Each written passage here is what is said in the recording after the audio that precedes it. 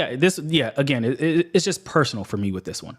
But with that said, everyone, of course, my name is Philip Aubrey. I am the CEO of Benson AI. And for those of you that are new here, Benson uses AI to do all of your investing for you automatically. Today, this is episode 2 of the Benson Report. And what is this? This is essentially where I break down what's happening in the markets, how this impacts your wallets, and more importantly, how we are making money off of what's happening now. Today's episode is called none other than Cash is Trash. And again, this one is deeply personal for me as a Black person in this country. Cash is absolutely trash, and I mean that very literally. So when I say that, I mean your savings account. It is not helping you. Red Bull said, what do you mean by non-Black people? I didn't say anything about non-Black people. I said, as a Black person, this one is very personal for me. So essentially, I'm saying savings accounts are all holding us back in some way, shape, or form. Holding on to cash is not benefiting you in the long term. And it is a small part of building wealth that nobody tends to spend enough focus on. So essentially, first, we'll go over how a $10,000 savings account will only be worth about $7,000 in the next 3 years. Why everybody is about to get rich off of this understanding, while people that look like me are staying broke off of it. And then last but not least, understanding where we are right now, in which we have no other choice but to take action. So again, this is incredibly personal for me. So I'll kick this one off with headline number 1. Headline number 1. Your money is dying in the bank. And it's personal for me because, again, you worked really, really hard to save, let's say, that $5,000 that is sitting inside of your bank account. And at this rate, in 3 years, that $5,000 that you have saved right now is only going to be worth $3,500. You're not essentially saving money when you think about it. You're just losing it slowly. But because no one has taught us these rules around building wealth, we think of savings accounts and sitting on large lump sums of cash as the safer option. And the unfortunate truth about it all is just that the bank is putting your money to work, but you're not putting it to work. And it translates to a lot of larger problems. But the biggest problem that it translates to is that the rich get richer, while everybody else who thinks savings accounts are safe ultimately get poorer. And what's happening right now is actually quite interesting. Very interesting, actually, which is that banks are about to drop your interest rates. So what does that really mean? Because I think we talk about interest rates at a high level. Like, we can sometimes quote what an interest rate is, but most people don't understand how interest rates actually impact all of us. All of us. So banks are about to decrease your interest rates. What does that really mean? Let's keep it super simple. Every time you put money inside of a bank account, checking, savings, high yield savings account, they give you a small portion of that money back. In the best case scenario, a high yield savings account gives you roughly 4%, maybe 3% right now on your money. Meaning, for every $100 that you put into those accounts, you're getting, $4 back over the course of a year. Well, that number is now going from 4% down to 2%. Again, I'll say that again. That number is going down from 4% down to 2%. Why? Because Jerome Powell came out. He also reconfirmed it today that, hey, they are going to be lowering interest rates.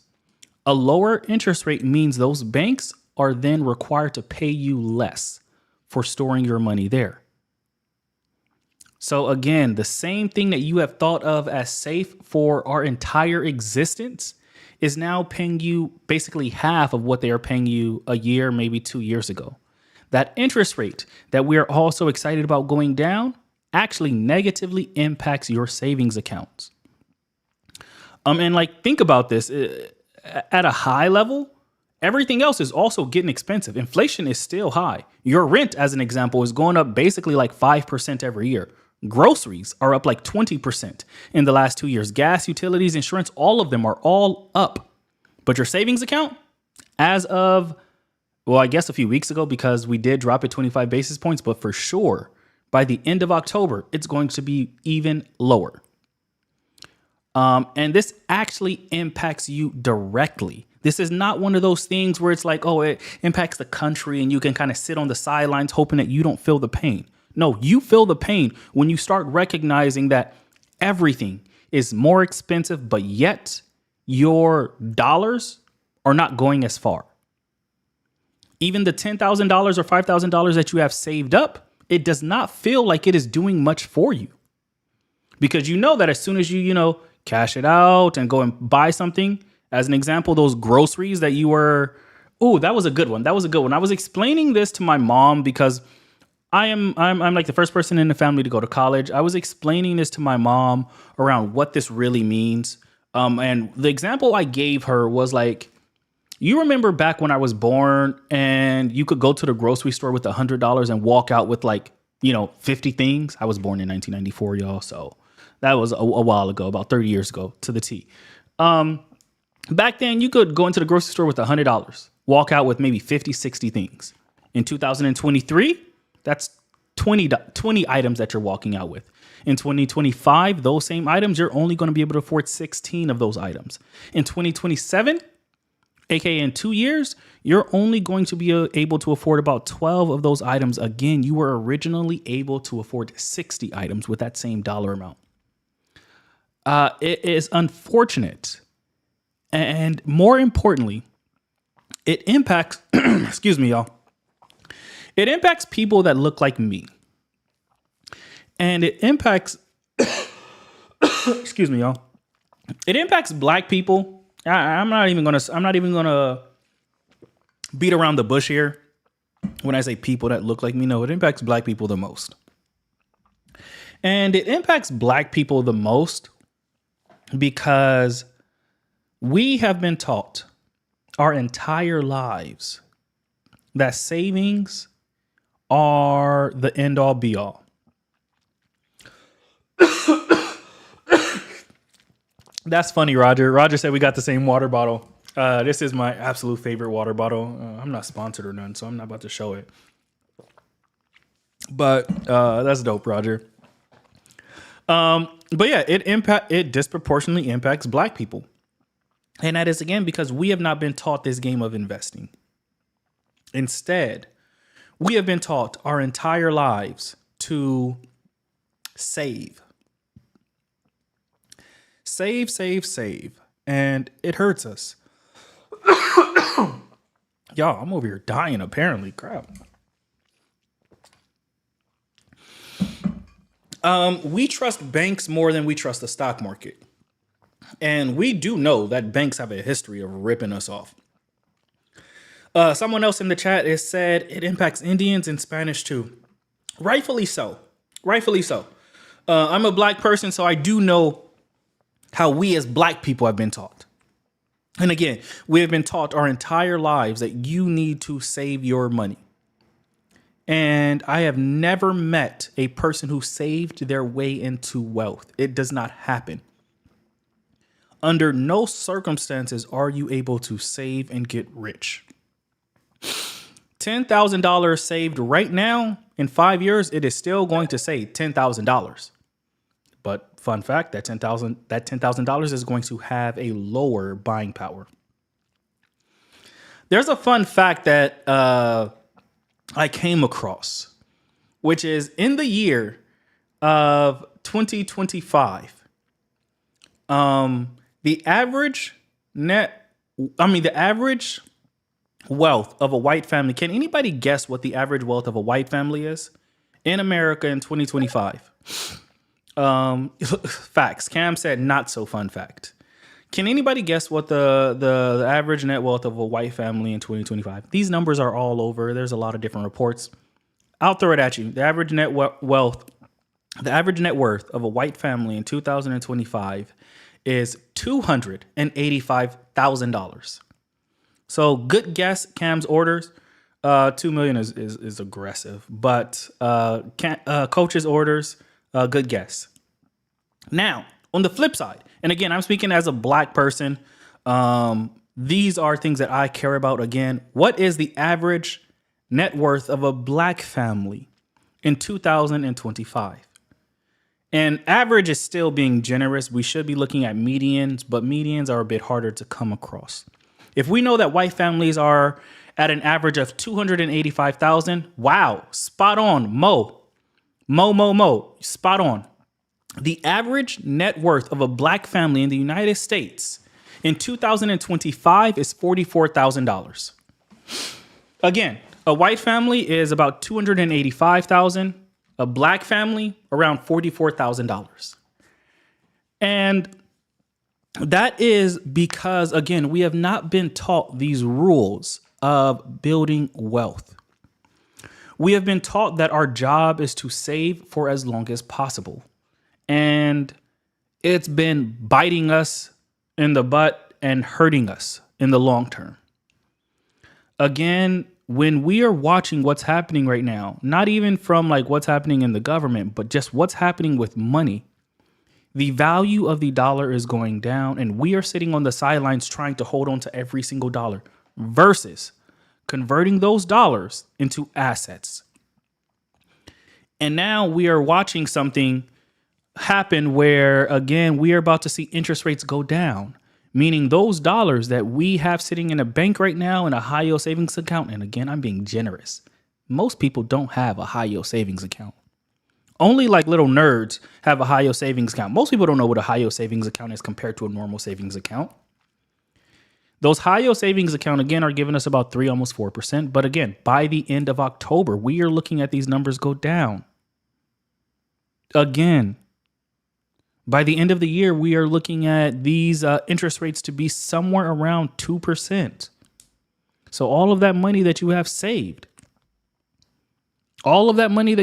is pretty much useless. You're getting 2% back on it. Now, I want to be very clear. That does not mean you don't save anything. Savings are important in certain cases. Savings are important from the angle of you have a short-term emergency fund. That's great. So when I generally think about this, I think, hey, imagine an emergency pop-up. How much cash would you need for that emergency? I'll give a number, let's say $5,000. That's just, hey, family needs a loan, your car breaks down, you need a new tire, $5,000. I don't know. That's a number that I'm just pulling out of thin air. That is what a short-term emergency is for, or short-term savings funds is for. It is to cover you in the short term in case something goes wrong. Everything above that, let's say $5,000, should be working for you. I don't want any money chilling on the sidelines while I'm out there working to get more money. My money needs to be working. And savings accounts cover you in the short term, but they do not help you generate wealth. So again, you use your savings and that cash specifically for short-term emergencies. So you decide what is that number that you need to feel comfortable, to feel safe if stuff hits the fan. And everything above that number, you should be investing. Whereas what we have been taught, especially as Black people, we have been taught that we need to save every single dollar with no goal in mind. We have been taught no matter what, you should always be saving. You should always be saving. And that ultimately hurts us. So again, we're talking about a different strategy here. The strategy is not for you to save until the end of the time. The strategy is for you to save just enough to make you feel comfortable. And we all got different numbers for what makes us feel comfortable. Back in the day, some people told us, hey, save 6 months worth of your bills. I don't know about y'all, but I think 6 months worth of your bills is aggressive and unreasonable for most people. 2-3 months, maybe. But again, I cannot think of a time where I needed 6 months worth of savings. Now, again, if you have a family, children, wife, husband, maybe bump that up to 3-4 months. The idea is that you pick a number that feels comfortable and safe for you, and everything above that number should be working. Money that is sitting in a savings account is not working. You're getting 2% back on that money on average when the stock market is giving you 10%. If you were to put that into even real estate, which by the way is incredibly difficult for people to do, if you were to put that back in real estate, on at least on average, you'd be getting 5%. By the way, fun fact, if you look at the last 100 years, on average, real estate has grown about 5% every single year. That, of course, is considering the hubs, New York, San Francisco, Miami, X, Y, and Z. On average, real estate grows 5% a year. Stock market, 10% a year on average. But again, savings account on average, as of end of this year, which is when we expect where we expect rates to be, about 2%. So you sitting in a savings account, sitting all of your wealth in a savings account is screwing you over. And with all that said, I think there's only one thing that you need to understand based on all of this that I just went over. Stop hoarding cash. Hoarding cash is hurting you. Put some aside for an emergency. Make sure that you feel safe. Everything above that dollar amount should be invested. Point number 2, or headline number 2 here, is just that essentially everybody else is about to get rich except you because of this habit. In the next 12 months, estimates right now, and I'll explain the data behind this. Estimates right now are saying that over the next 12 months, the stock market is going to do somewhere around 20%. Last year it did 24, by the way.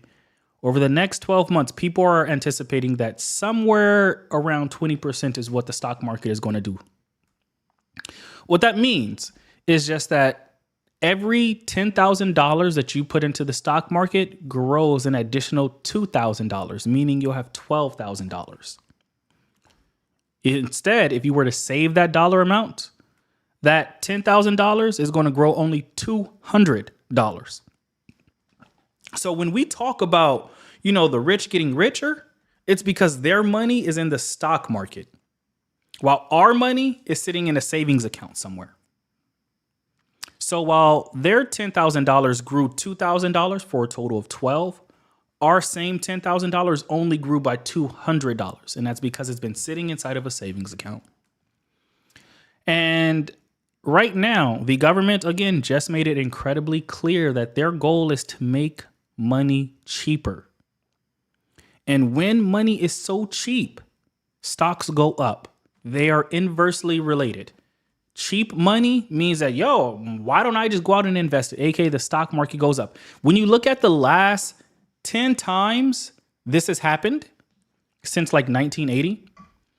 I think that's Travis right there. Travis just said, my grandparents kept money in a shoebox. Bro, same here. My mom, my grandparents all kept money in a shoebox. And it's absolutely, and again, I don't blame them for that behavior because that's all that they knew.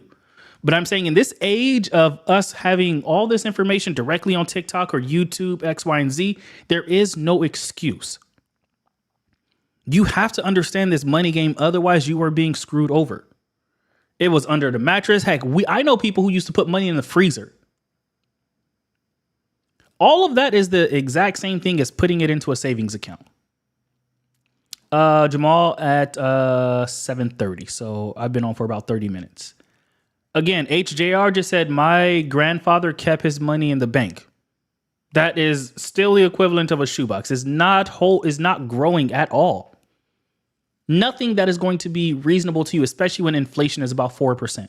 Anything under 4%, you're losing money on. So there's a little history here that I think is exciting to kind of go over, which is, let's look back at, the last times this has happened. 9 out of the 10 times, when I say this has happened, I mean interest rates being cut while the market is high. Out of the 9 out of the 10 times this has happened, every single time, 90% of the time, the stock market has jumped up 20%. The only time this did not work out was in 2007. Of course, we know what happened in 2008. That translated to, of course, the whole world going through a huge crash because of some other stuff. But 90% of the time, when we're in this sort of environment where we're seeing these sorts of signals, stock market high, lots of money sitting on the sidelines, interest rates high and are now about to get cut, 90% of the time, stock market goes up 20% within the next 12 months. I wish I had it written down for the exact years where it happened. No, I think this is actually important. I want to pull up the years where this has happened, because I think sometimes people just won't believe me when I say it. So I am actually pulling out my notes here so I can pull this up for you and make sure that I'm giving you the actual dates and the years where we've been in this exact situation. 1 second. I know that the one time that this did not work out was in 2007. Of course, that was the Great Recession. But I have to pull up the dates for this. Hold up. Because this is important. Hold up. I almost have it. I have my notes here. Okay, I just found them. Hold up. This is good. I wrote this down earlier because I was talking to my team. Somebody said, "So this isn't real, what I'm looking at?" I don't know what the heck you're talking about. I love that Stephanie followed up. It was just like, what are you referring to? Like you just dropped in. So this isn't real, what I'm looking at. What are you talking about? All right. My notes are loading right now. I think it was on this version. Somebody said using an AR avatar. I don't know what you mean by that, buddy. But am I an avatar? No, I am not an avatar. Yeah, I don't know what you're referring to, but no, I'm black as they come, my guy. Or girl, I can't really tell from the icon, but nonetheless. Am I an avatar? No, I'm not an avatar. Alrighty, notes are loading. Apparently my computer is just moving slowly. I think it was version 10. Alrighty. And 1995, 1984, 89, 2004, 2001. These were all the years, and 2019, and 2023.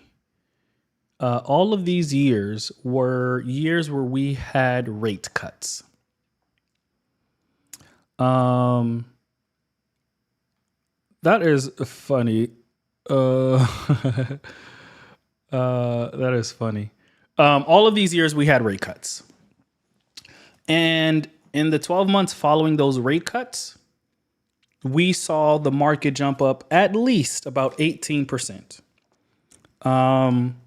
The only year where this did not happen was in 2007 when we cut interest rates. But history says 90% of the time, at least since 1980, this has happened. So if you are trying to place a bet on what's about to happen over these next 12 months, my money is going on what history has told us, which is within the 12 months after a rate cut from a rate cut like this, we are expected that, again, about 18% growth is what you'll see in the stock market over the next 12 months on average. Nothing's of course guaranteed, but that's just looking at history. That is what's happened in history. And I think that sometimes we don't understand that, again, this impacts all of us. This is not some abstract thing where you're just like, oh, yeah, like it impacts them, not me. No, no, no. Your buying power is going down, and the return that you're getting on that money sitting inside of a savings account is also going down. And I think like we can keep this super simple math. Stocks go up about 10% on average, sometimes 20, sometimes 5%, but on average, 10% a year. Savings account, if you're lucky, they're about to get 2%. $1,000 becomes $2,600 over 10 years, but in a savings account over that same time frame, that $1,000 only grows to $1,200. It just sucks. And again, it impacts people that look like me specifically and more than anyone else, or more than like, our white counterparts, mainly because we have been taught to save all of our money until the end of time. So that really, really sucks. So when I'm telling you all of this, one, if you're on Benson, you're good. If you're on Benson, you're already converting cash into stocks consistently. If you're not on Benson, different ball game. If you're not on Benson, the one thing you need to understand after hearing all of this is that you need to open a investment account. You should not be banking on your savings. Your savings, again, are for short-term emergencies, not to help you build wealth. They cover you in case something goes wrong in the short term. In the long term, if your goal is to build wealth, you need to start investing in. Look, of course, I'm biased. I want you, of course, to go ahead and download Benson. But even if you're not on Benson, I still care about you. I still think that your best financial move is that you can go out, open up an investment account, and start investing. Because at least in the stock market, you can get 10% back blindly almost. My favorite asset that I tell my little sister to go out and buy if she doesn't want to think about a thing is VOO.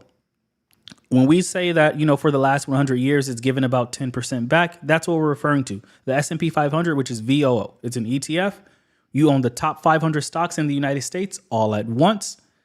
That is going to be, again, 10% compared to the 2% that you're getting in your savings account.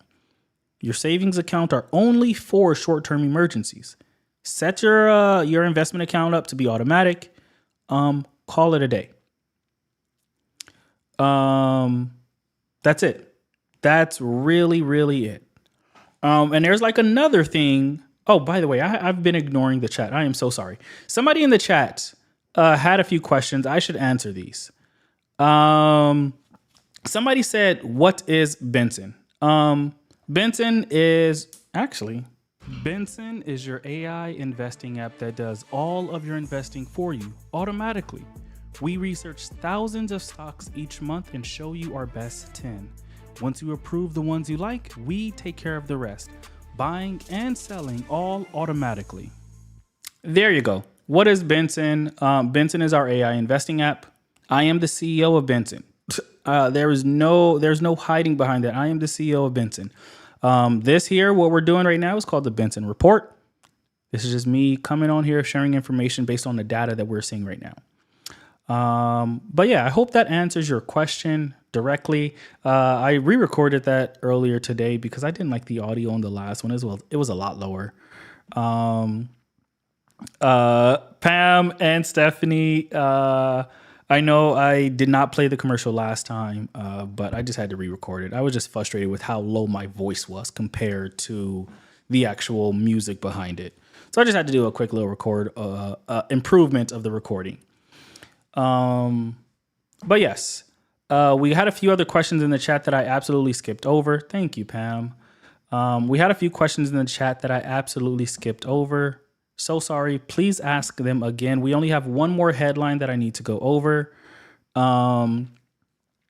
Willie Oliveira said, "Do you track trade success?" Trade success, by the way, is a term that traders, like option traders, tend to use, where it's just like, oh, what percent of your trades go well? We don't track trades because we don't trade, we invest. The big difference there, Willie, is that when we invest, we are essentially buying, holding, and buying more. The what that translates to is just that if the quote unquote trade goes well, we don't sell. You only count a trade success when at the end of a sale. So it's very different. But Willie, I think what you're asking is just how well is Benson? What I can say is just that our average user since January, as of today, is now up 39% compared to the stock market, which is around 10%. So I think what you're really trying to get at, Willie, is like, yo, is the AI good? Yes, is the answer.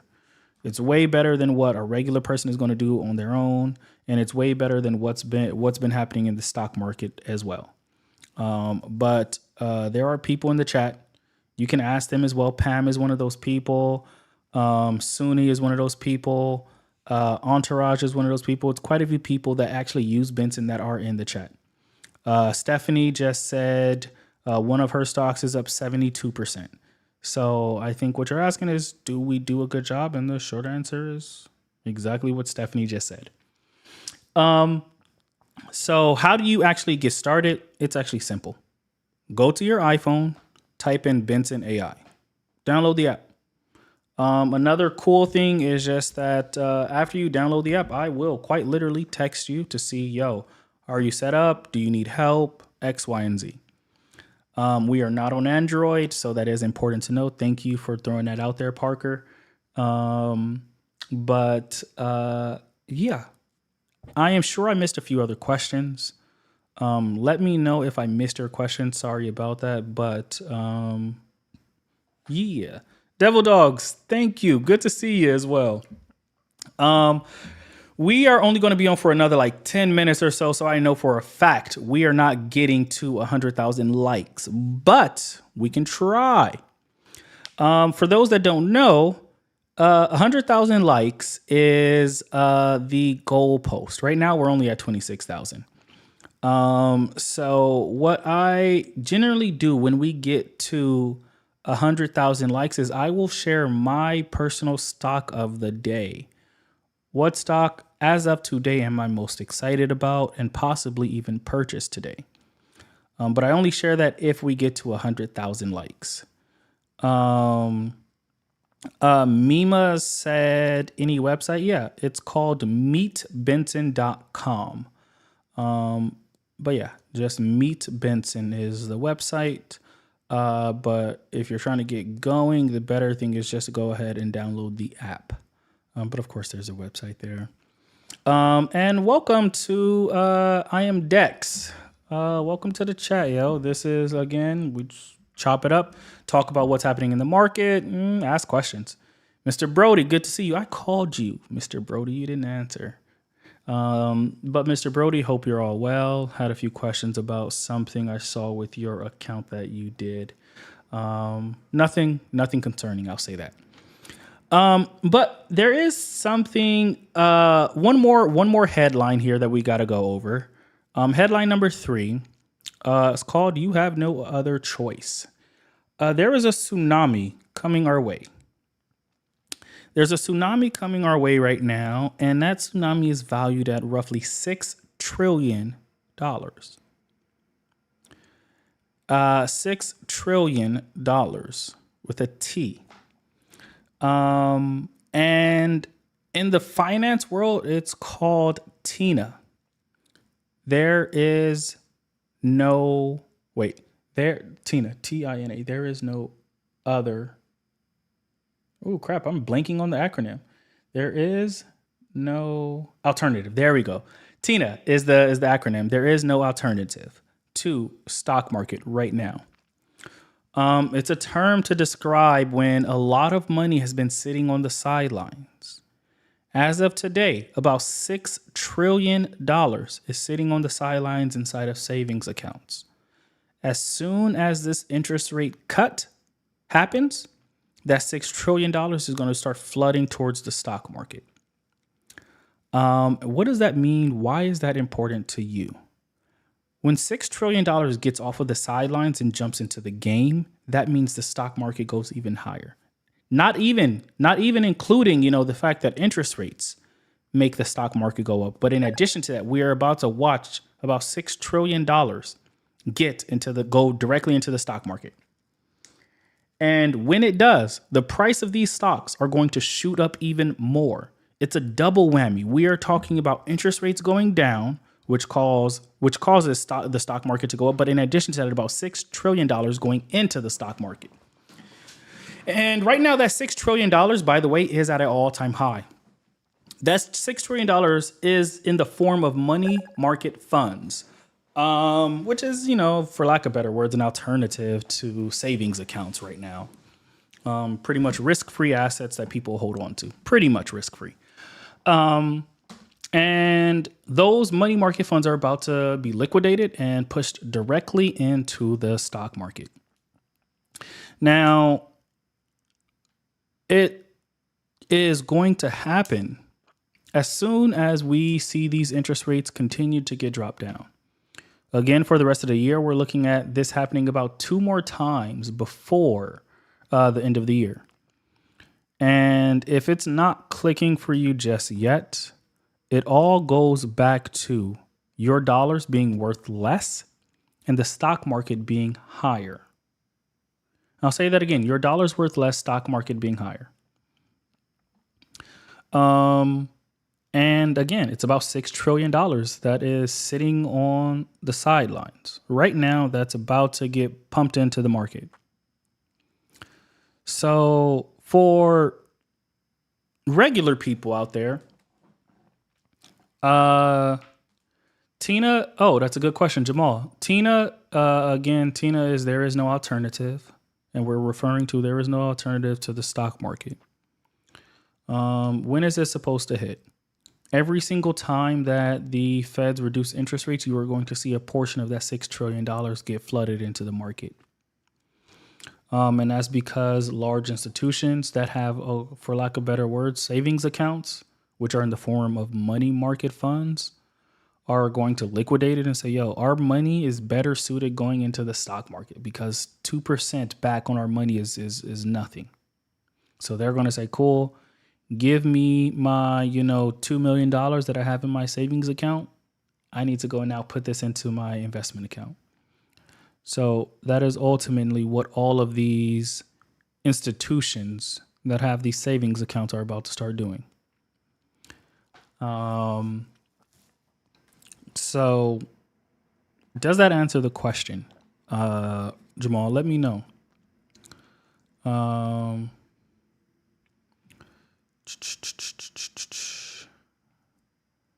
Does that answer the question? Let me know if I missed anything.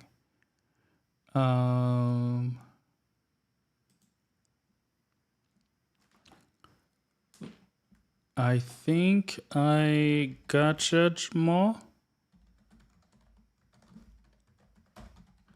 Yes, that includes a really good question just came in the chat that said, does that include high yield savings account? Absolutely. So corporations and people with a lot of money, they tend to lean on money market funds. Regular people tend to use high yield savings account.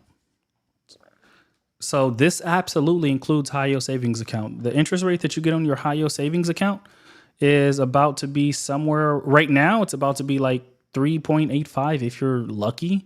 It's about to go down to about 2% in the next few months. Whoever that person is that asked about BKTI in the chat, I have no clue what you're referring to. But somebody else asked, do you help people learn how to invest? I think all of this is helping us learn how to invest. Now, if you want to make your job easy, you're just jumping on Benson. Benson is our AI investing app that does all of the investing for you.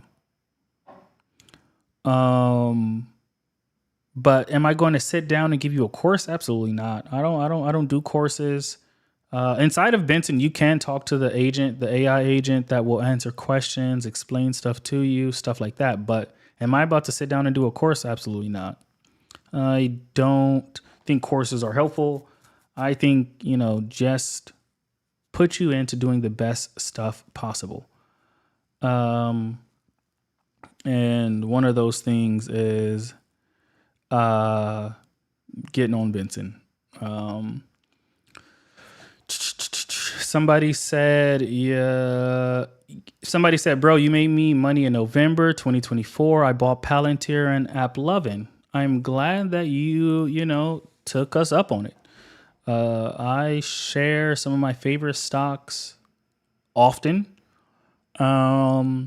And those two for sure are some of are ones that I think are all made. Both of those are probably up 100% since I shared them. So, yeah, good job there. That's a good job for you as well, because most people will listen and be like, oh, cool, let me check back in 3 months, and then look goofy when those stocks were up 50% in 3 months. So great job for actually following through. The follow through is the part that's drastically more difficult for people. Somebody said, I think that was Miss Yvonne said, are you saying cash is trash? Absolutely. Right there. Cash is absolutely trash. You should not be holding on to cash unless it is specifically for short-term savings, short-term like emergencies. It's your emergency fund. It is not your plan to get wealthy. And just the person in the chat that said, for me, it's up 6 times. So great job. I'm glad that you've listened. We got a person.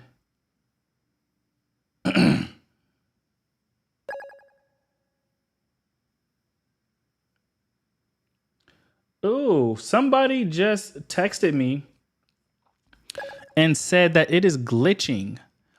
Is my camera glitching? Is my audio glitching?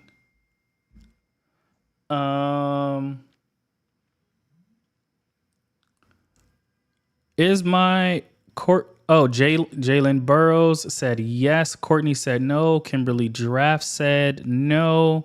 Somebody else said it is. Pam said no. I'm seeing a few no's, but I am also seeing a few yeses. So, what could I do there? Let me change one setting here just to see what is happening. I'm going to change this down to, let's say, 8,000. Raf said it's okay.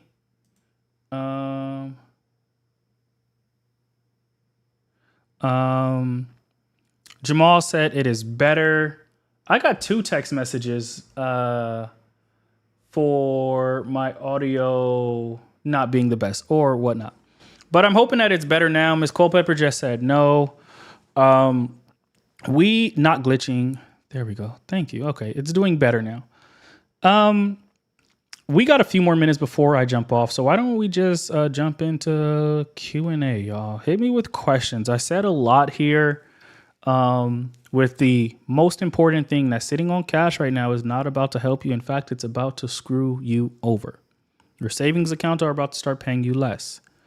Meaning if you're smart and your goal is to build wealth, you are not looking at your savings account as the end all be all. Your savings account is just for short-term emergencies.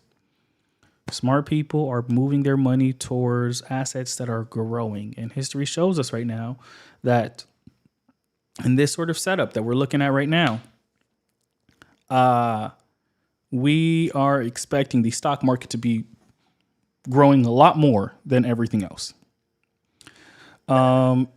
Coach's order said, I'm about to move that savings over tonight. Now, coach's orders, again, that doesn't mean, have a $0 savings fund. It just means that you don't need $100,000 sitting in your savings account. Figure out what amount feels comfortable for you to feel safe.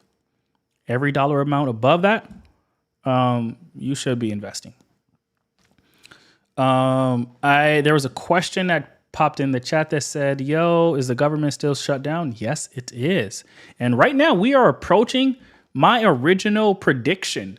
My prediction was that the government was only going to be shut down for 15 days. We are on day number 14. Meaning my prediction is likely wrong.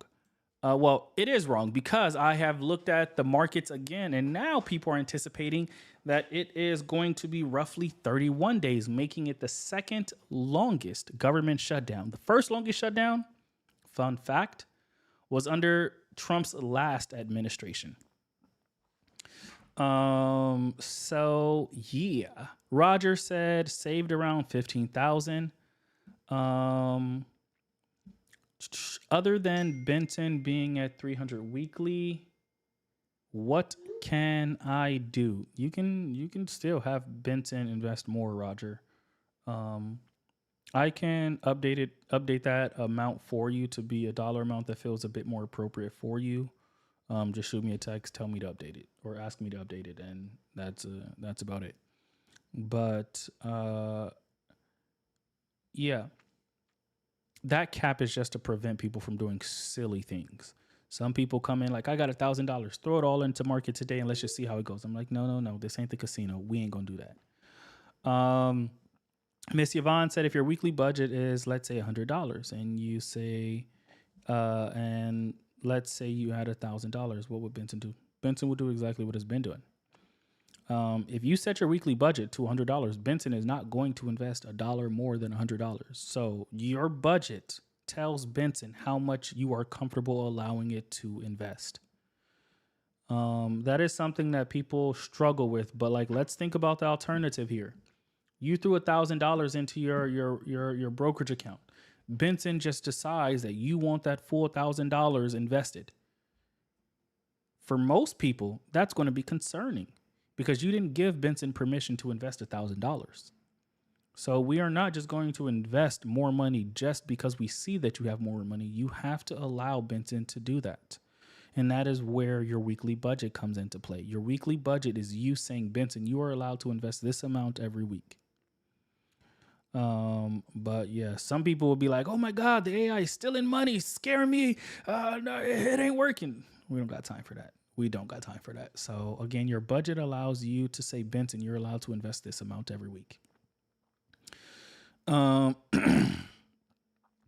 Miss Baby Girl, Mia said, what's an ideal amount? I'm gonna give you two answers. The first answer you're not going to like, so just bear with me. Miss Baby Girl, Mia, said, what's a good amount to start out with? The answer that no one ever likes is when I say, hey, start out with an amount that feels comfortable to you. If I told you to start out with $300 every week, you'd be like, oh no, that's impossible. I can't do that. And granted, I don't know what your actual numbers look like, but I'm just saying, if I told you $300, you'd be like, oh nope, can't do it. I'm gonna do absolutely nothing. Or that's too scary for you, X, Y, and Z. If I told you to do, $25, you're gonna be like, oh, that's not enough. So the answer is do an amount that feels comfortable for you. The rule is that you should be able to invest that amount consistently every week. Now, the answer that you're looking for, Miss Mia, what's a good amount? If you have never invested before, this is all new to you. I generally say start out with an amount that is comfortable. The average person starts out with about $50 every week. $50 for most people is going to be like, cool, that feels like a nice little test. And then after they realize that $50 is, good, comfortable, they realize that, oh my God, the stock market goes up and down every day. It's not that big of a deal. Then they'll want to increase it to, I don't know, 55 or 100 or 155, whatever number really works. So Mia, the average person starts out with 50. That amount is so that you get comfortable. You want to understand that the market goes up and down every day. Over the long term, the market goes up though. The idea is also that you just start with an amount that doesn't make you nervous. You should not be waking up in middle of the night on week number 1 feeling all nervous that like, oh my God, what happens if the market crashes tomorrow? Who cares? You only put $50 in. So again, start small, start comfortably. The average person gets started with 50, and then as soon as they get comfortable, they start increasing it. It is on the iOS store, so Apple Store. Grown Man Etiquette said is the platform on the iOS platform. Yes, it is, sir. It is absolutely on the iOS platform.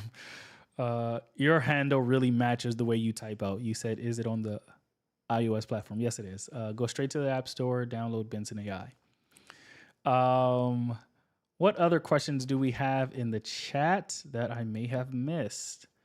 I've been trying to be a bit more punctual here. Doing these like 3-hour lives are just tough. So I'm trying my best to not do any more 3-hour lives. If you'll notice, this chat, we pretty much covered it in like 50 minutes.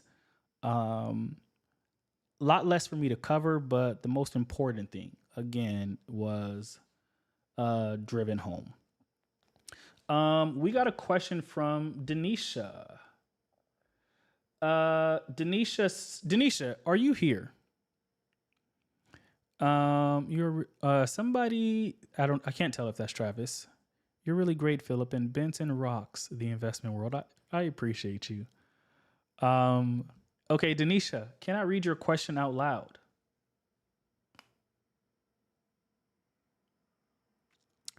Denisha, can I read your question out loud? Denisha just texted me a question. She said, she's the one who just asked about her high yield savings account. She has a CD that matures in December. It's a large lump sum of money. What should she do? Here, Denisha, I'll explain what I would do. Somebody said I'm frozen. What's going on? Man, I'm getting frustrated with live as of late. What has been going on this entire time? Well, for sure, all of today, it has been glitching. And on my end, it is still frozen. Wow. Everybody is really saying, oh, it's frozen, blah, blah, blah. Let's see.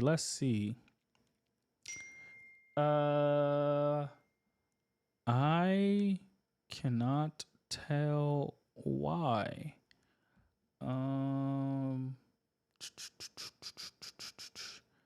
I don't even know what's going on, y'all. Somebody said it is still frozen. Keisha said I'm back. Miss Yvonne said I'm back. I didn't change anything. Yeah, I didn't change anything. That was literally live. Not me at all.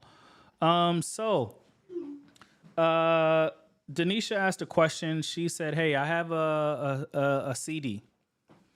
A CD is a certificate of deposit. It's a large lump sum of money by everybody's standard. The number that she just shared is a large lump sum of money."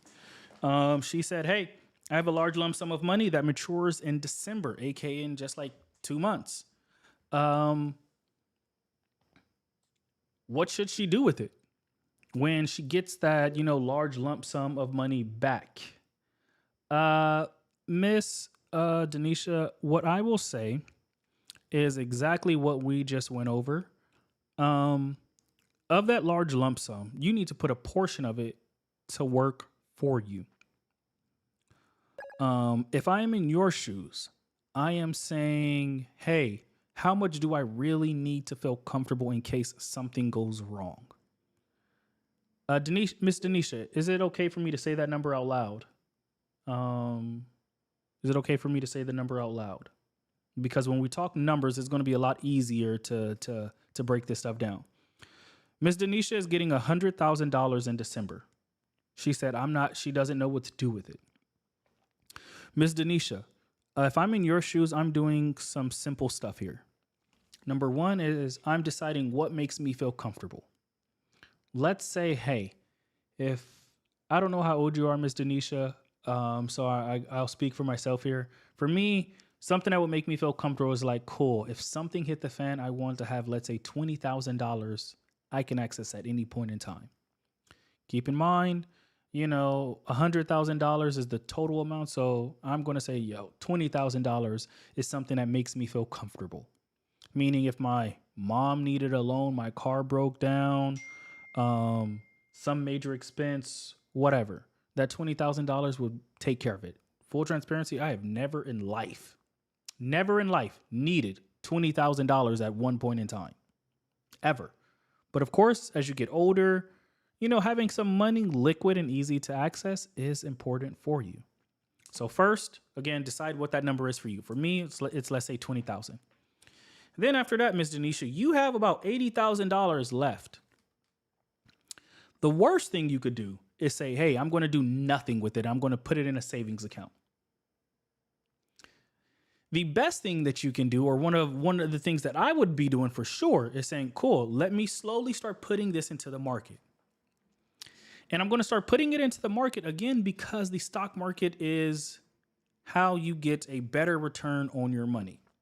That does not mean you put $80,000 into the market on day one. Absolutely not. You do not do that. You don't YOLO into the market.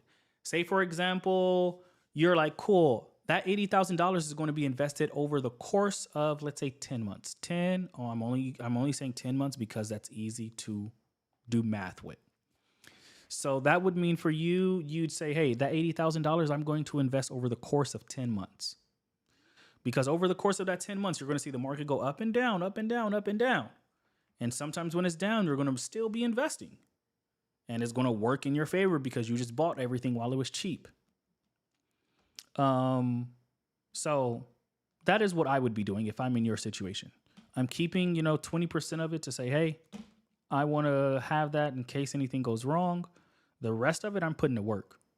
Plain and simple. Every dollar above my magic number is working for me. B said, if that were you, what percent do you put into Bitcoin? Right now, when you look at what Wall Street is doing, on average, they are saying about 4% of your entire net worth. Size it up if you feel a bit more aggressive. Size it down if you feel a bit more nervous. But somebody just asked what percent of your net worth is in Bitcoin, and I'm assuming Bitcoin is just all of cryptocurrencies, because again, you should not be touching a lot of that crap out there. But nonetheless, what most people are saying right now is about 4% of your investable cash is going into crypto, and that's just so that you have exposure. So small portion because crypto is incredibly volatile. Crypto grows based on how people feel and marketing. Crypto does not grow based on fundamentals. It is not regulated either. So crypto is very, very volatile. And we saw this happen on Friday. About $19 billion worth of crypto was knocked out of the park, like completely destroyed on Friday. $19 billion. Friday of this past week marked the largest crypto liquidation in history. So when somebody says the future is digital, though, understand that it is digital and unregulated. Yes, it may seem super exciting, but again, $19 billion went away.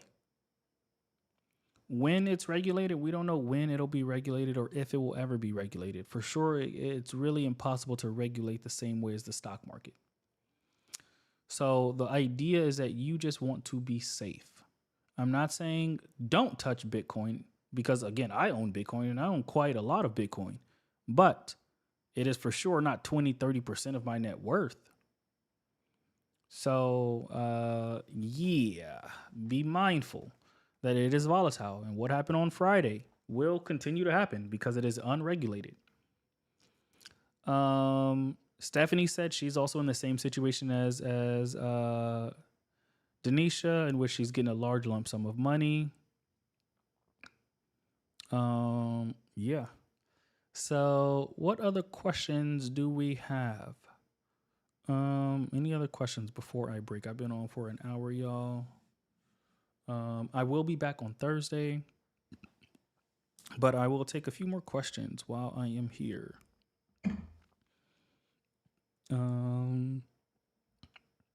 We got to 48,000 likes, which is solid. Still not 100, so I'm not going to share my stock of the day, but we did do some work here, y'all. So, on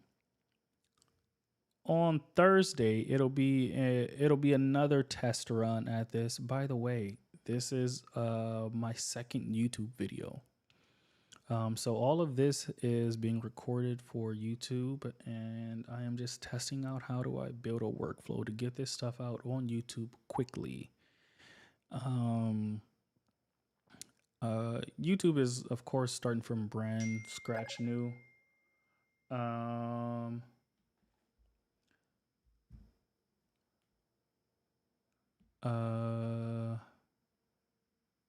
Somebody said, do you think AI stocks will continue to perform better than other sectors? That's a good question, B. Do I think the AI stocks will continue to perform better than other sectors? Why, what is Yoma? Why did you ask that question? I'm curious. Is it because, Yoma, why did you ask that question? Miss Yvonne, Stephanie, I want to see what this person Yoma says. Yoma, why did you ask that question? I'm curious. I am very curious because you're the second person to ask me, am I a real person or am I AI? I don't know if it's because my camera's good or my audio is good or just we're seeing a lot of fake stuff on TikTok. I'm just curious. Is it because my teeth are just so perfect? My skin is flawless. What is it? Coach's order said, you just look that good that I look like AI. That's crazy. I wish. Miss Algia said he looks real and he's answering 100% of the questions. So Mr. Brima said, do I have a YouTube channel? I do. This is again the second video. The YouTube, just type in Benson Report. You will see it. I only have one video up there right now, and at the end of today, we're gonna have two videos up there. So this is good progress for me. I'm figuring out how to get a bit more structured with these lives and not just blabber on for a whole 3 hours because I do like just blabbering on. But there was a question that I skipped over earlier. And the question was, do you think AI is going to continue to outperform other sectors? In the short term, yes. In the short term, yes. But that does not mean you go all in only on AI. The reality is just that AI is, again, rewriting what the internet is. So what does that mean? That means in the short term, everybody's super excited about this. The companies that are integrating AI directly into their companies are getting more money and a lot faster, aka a high ROI. Now, in the short term, that is going to be phenomenal. And then after a while, every company is going to be an AI company. And then that's where, there is no AI industry. The same way there is no internet industry. There in the future, there will be no AI industry. Yes, Queen D. Actually, let me type that in.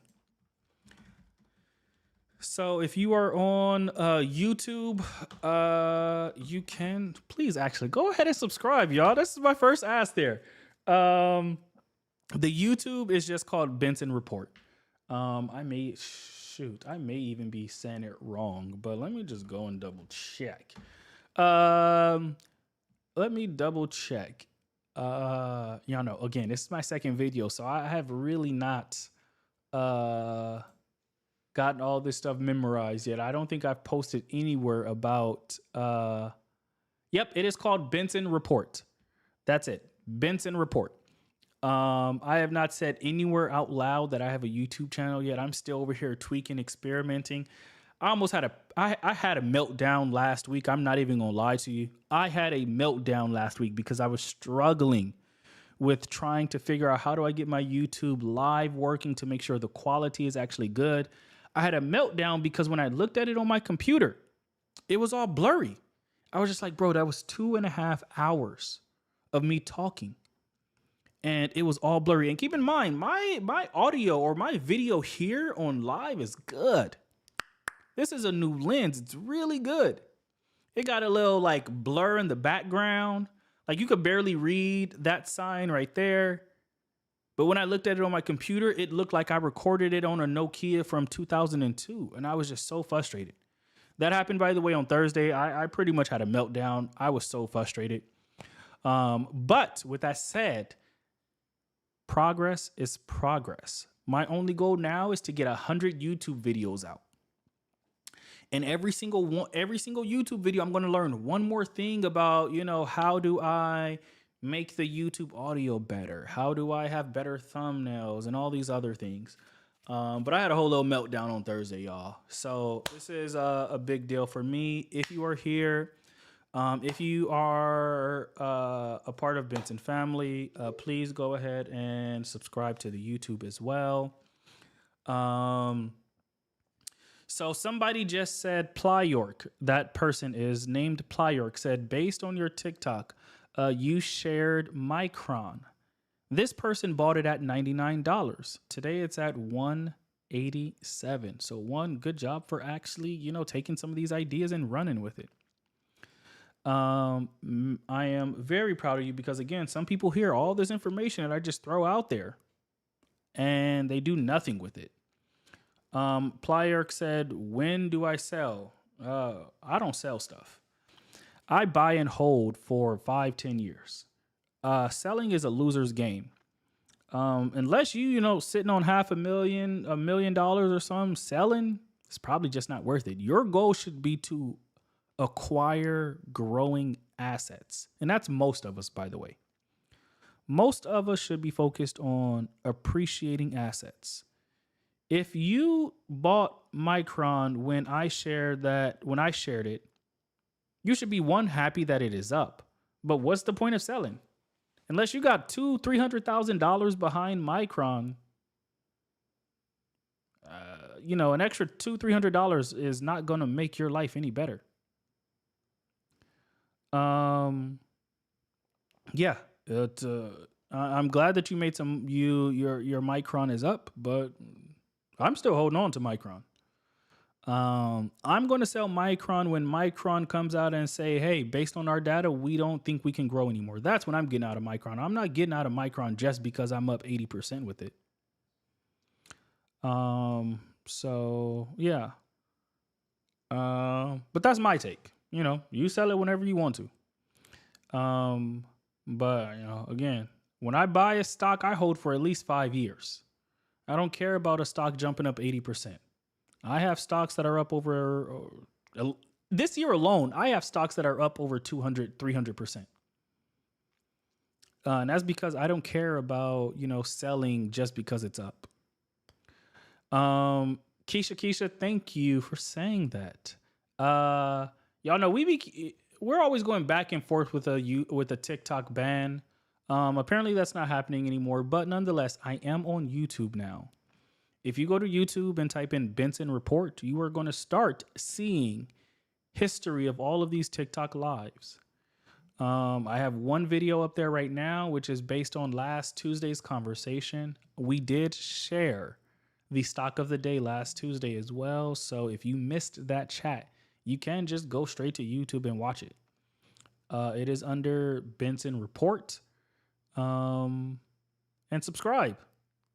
Yeah, this is going to be new. Like, again, I have, I think, 3 subscribers on YouTube. Yeah, 3 subscribers on YouTube. Pam, that's a good idea. She said, post your daily videos on your YouTube. Yeah, in the ideal world, Pam, I'm going to get to a point where I start having, these conversations here 30 minutes every day. That's what I'm working towards. There's going to be some time before I get there. Miss He Hampton said, are you still helping people to connect through Benson? Of course, I'm the CEO of Benson. I'm not going nowhere. My job is to continue helping. I do text people as soon as they get set up as well. Dexter said, how do I change my weekly contributions? That's pretty easy. Inside the app, when you get to the home screen, you'll be able to change your weekly budget. So Dexter just responded back to you. Dexter, As you can tell, that was me. That was me. I just texted you back, Dexter. Um, Coach's orders said I just subscribed. That means you will be getting a text message from me if you have not already. What other questions we got here, y'all? I've been on for an hour, 17 minutes. I'm about to jump off. Miss Yvonne said, I love the morning updates. For those that don't know, Miss Yvonne is referring to the fact that every day inside of Benson, Monday through Friday, you get a podcast. It's about 60, maybe 90 seconds long, and it describes what's happening in the market, what do you need to know, and it gives it to you in a super easy to understand way. Again, it's our daily podcast. And it's specifically for everybody that is on Benson. Every day, 9:30 a.m., you'll get a really nice update. Miss Yvonne said it's better than Alexa. I appreciate that. B said thoughts on taking profits. Look, I'm not at a stage in my net worth where taking profits makes any sense. My I guess like rule of thumb is that most people take profits prematurely. The worst thing you can do for yourself is to be like, man, I'm up 20%. Let me sell it all, or let me sell.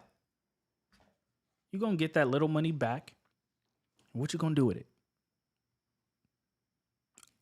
Hopefully go and put it into something better.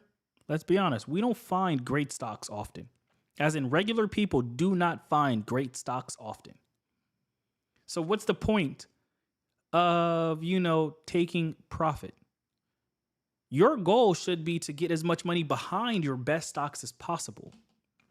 Meaning if you got $100 behind your best stock, that's great. If it doubles, you got $200. But if you had put $10,000 behind your best stock and it doubles, you'd have 20 grand. Your goal, especially when you're early in this game of investing, is to buy more of your best stocks. Plain and simple. I think taking profit is a loser's game. We have been taught that, I need to take profits when stuff is up. We have stocks, no joke. We have stocks inside of Benson that are up over 200% this year. If you sold at 80%, you'd be looking like a goofball because that stock would have been up over 200% had you just held on. Most times people sell because the emotions say, I feel good now. Stop. That's not the goal here. The goal is to allow your money to work and grow as long as possible. But again, that's just my take on this taking profit phenomenon that like everybody like talks about. That's not an attack at you, but you're asking my opinion on taking profits. Again, taking profits doesn't benefit most people. You're going to take profit at, 20%, not realizing that your money would have grown a lot more had you just held on. The only time I think it is worth selling an asset is two major reasons. One, you have to. You have no other choice. You need that money now. Or two, that company has no future upside anymore. The way that you determine that is based on data, not emotions. So that is my take on this whole like idea of taking profit. I hope that answers your question though. Somebody said, do you recommend high-tech AI funds? I don't know what you mean by that. I think investing in the stock market is great. I think diversification is great. I think exposure to exciting industries is great. Those are my takes. But yeah.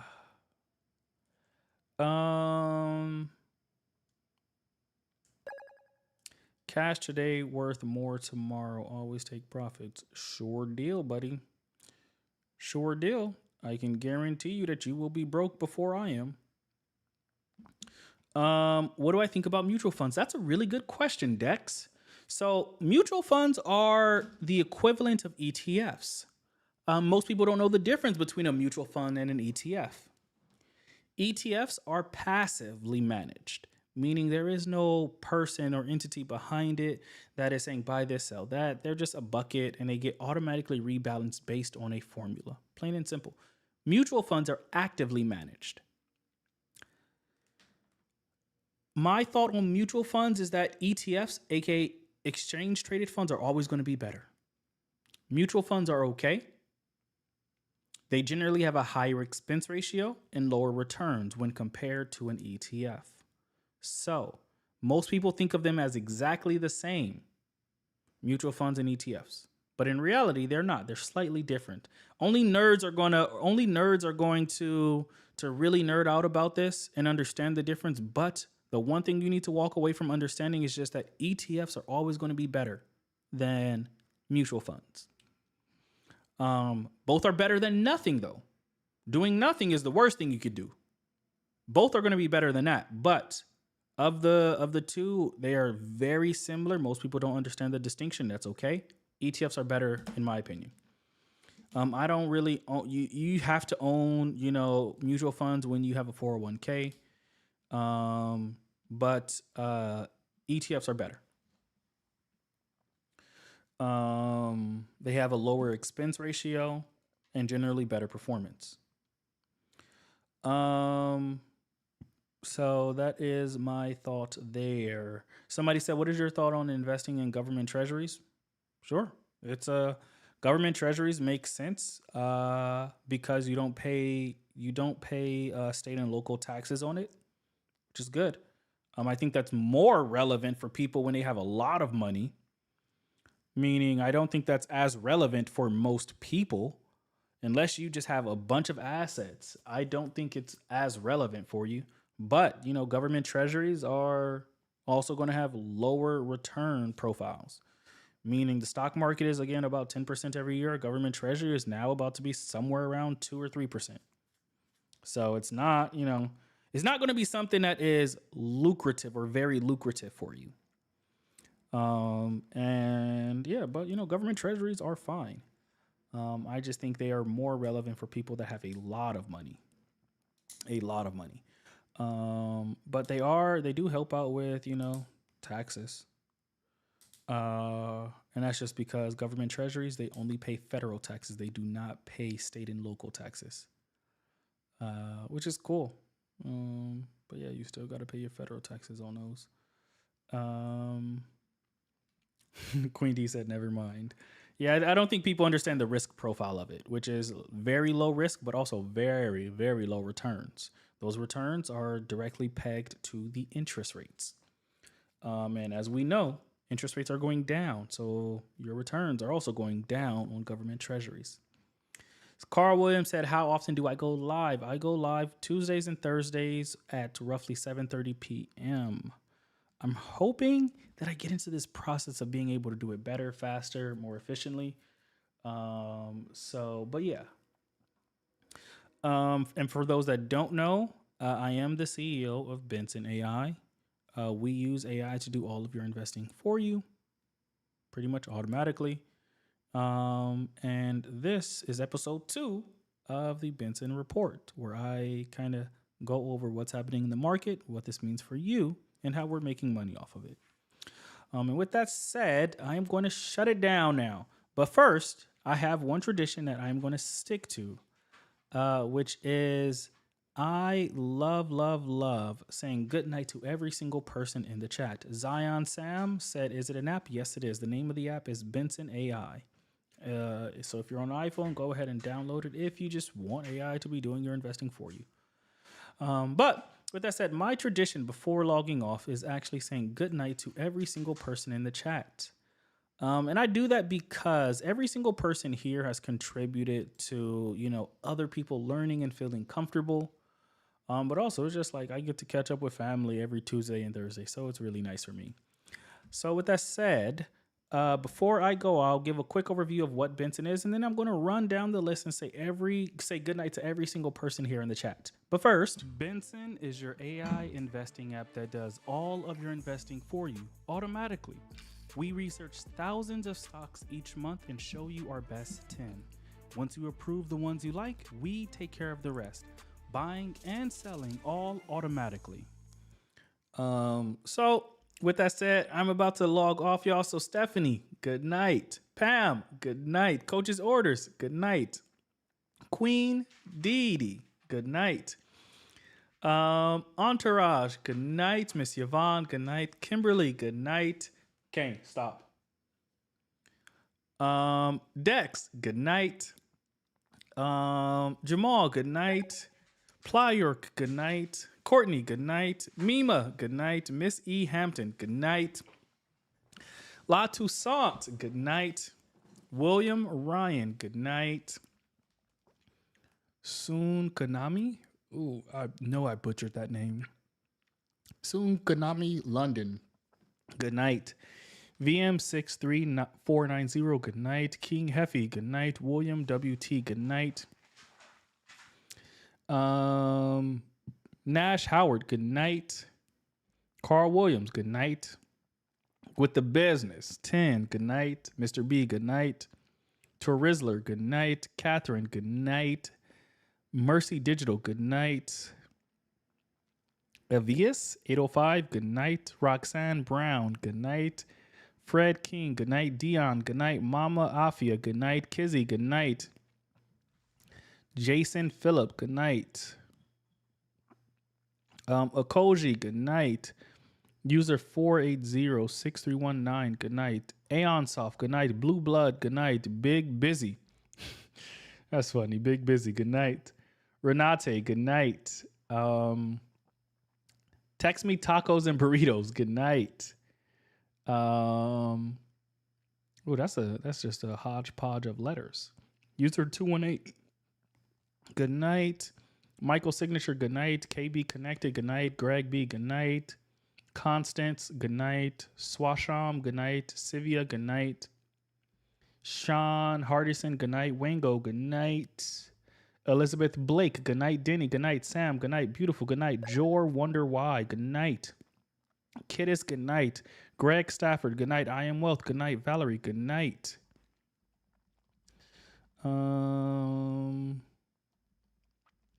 Everything Petty, good night. Jim Cahill, good night. Junior Fish, good night. Quessy, good night. Greg Stafford, if you missed the live, it will be on YouTube. If you go directly to YouTube and type in Benson Report, you are going to see this. And that's because this is now all recorded on YouTube as well. So you do have access to it. Go to YouTube, type in Benson Report. It'll take you directly there. And with that said, y'all, I'm tired. Good night. I'm out. I'll be back Thursday, 7:30 p.m. Peace.